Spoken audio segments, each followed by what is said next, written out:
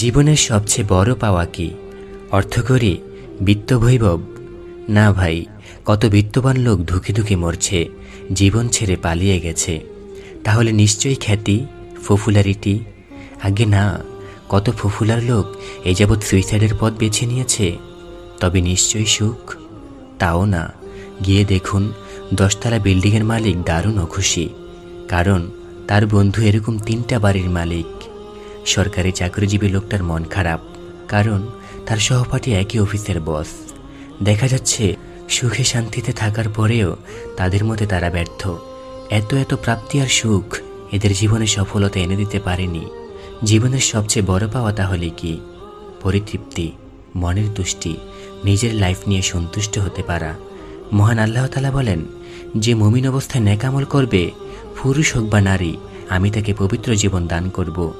আয়াতে উল্লেখিত পবিত্র জীবনের ব্যাখ্যায় হাসান আল বসরি রহিমাহুল্লাহ বলেন, এটি হচ্ছে অল্পে তুষ্টি ও মনের তৃপ্তি।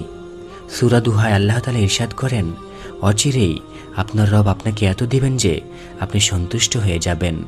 কিছুকাল ওহী বন্ধ থাকায় কুরাইশের লোকেরা যখন নবী সাল্লাল্লাহু আলাইহি সাল্লামকে বাক্যবাণে জর্জরিত করছিল, ঠিক তখনই আল্লাহ তাআলা তার নবীকে সান্ত্বনার বাণী শোনাচ্ছিলেন।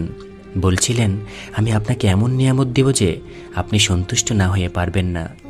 লক্ষ্য করুন, এখানে কিন্তু বলা হয়নি অচিরেই আপনার রব আপনাকে এত দিবেন যে আপনি সুখী হয়ে যাবেন। কারণ সুখে থাকার পরেও মানুষ যদি তার সুখ নিয়ে সন্তুষ্ট হতে না পারে, আল্লাহর শুকরিয়া জ্ঞাপন না করে, তবে এমন সুখ অর্থহীন। সর্বকালের সর্বশ্রেষ্ঠ মানব মহানবী সাল্লাল্লাহু আলাইহি সাল্লাম জীবনভর সংগ্রাম করেছেন, ঘাম ঝরিয়েছেন, রক্ত দিয়েছেন, আল্লাহর জমিনে তার দিন প্রতিষ্ঠা করে গেছেন। সুখ বলতে কিছুমাত্র তার জীবনে আসেনি, বরং এমন কিছু তিনি চাননি। অনাহারে অর্ধাহারে কাটিয়েছেন, দিনের পর দিন তার ঘরের চুলে আগুন জ্বলেনি, তবু তিনি এতে বিচলিত হননি। এই ক্ষুধা আর অনাহারকে সাদরে বরণ করে নিয়েছেন। বিনিময়ে আল্লাহ তাআলা তাকে উভয় জগতে সম্মানিত করেছেন, মর্যাদার সর্বোচ্চ শিখরে উন্নীত করেছেন।